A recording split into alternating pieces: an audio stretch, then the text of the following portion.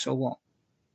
It's not an excuse to be putting others down. It doesn't make sense. You become an adult, you make a point, you make a choice of regulating your thoughts, regulating your feelings, and choosing what's right and wrong. You reach a level where you go, I'm going to go down this path, which is easy. This guy's offended me. I can smack him in the mouth. I can jump up and down on his face. That's easy. That's not a hard thing to do. And you can go down a really horrible road. Or you can go the hard road and you can sort out your mind.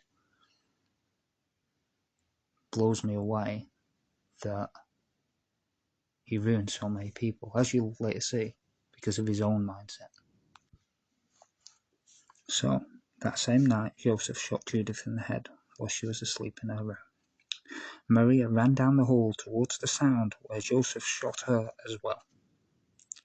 He stayed in the house for 2 days, wandering around, and said during a call with Judith's agent that Tuesday night that I'm intending to move out for good.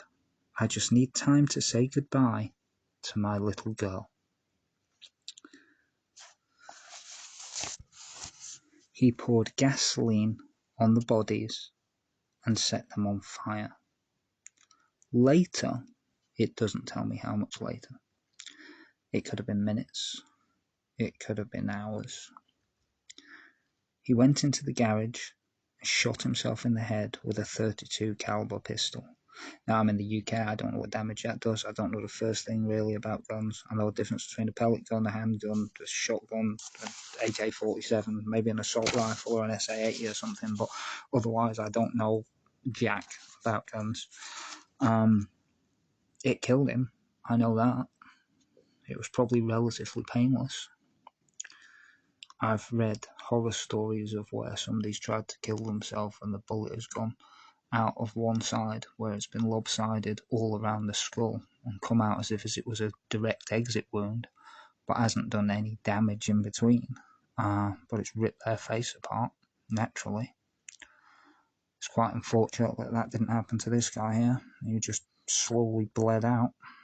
But no, he shot himself and he died. Judith and Maria were buried together in an unmarked grave on August the 9th, 1988. It doesn't tell me why the grave was unmarked, it doesn't tell me anything else. The location of Joseph's grave remains a mystery. We don't know even if he was cremated or not. Barna, Joseph's son from his first marriage, became an alcoholic and chucked himself off a bridge in Scottsdale, Arizona in 1995. His first daughter, Aggie, developed breast cancer in 1997. She was a radio show host and author of self-help books. She died of cancer in 2008. I don't actually have a copy of those books. I didn't get time to look them up before I did this. But it's definitely something I'll be buying. I'll be putting on the website, if they're still available. So, jealous Joe ruined his own life through his own actions. Killed his wife and child. Then impacted his son so much that he killed himself. Judith, we think you're amazing. May you rest in peace, and whatever your otherworldly beliefs, we hope you found the dinosaur family, spirit family, or real family you should have had from the very beginning. I want to give a shout out to Call the City Crime podcast.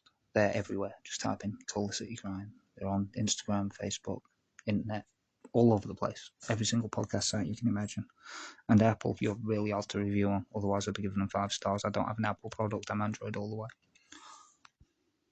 Firstly, because they're amazing podcast. Secondly, because they covered my story really, really well. And thirdly, because it's Nokia, not Nokia. And finally, because they said the British accent sounded intelligent. I'm pretty sure that was Sam that said that. The British accent sounds intelligent. I'm extraordinarily confident. I've stood up in front of, must be day and night people every week for a while and told my story. However, I can't stand my voice, if I'm honest. I absolutely detest my voice. And if you ever wondered what my father sounds like, the guy who killed his wife, he sounds exactly like I do. So there's the reasoning behind that. I don't think he sounded intelligent, and he definitely wasn't. Charismatic, manipulative, yeah, intelligent, not so much.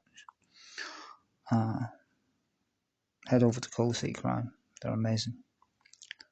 I'm Tracy Daly. Take care of yourselves and each other.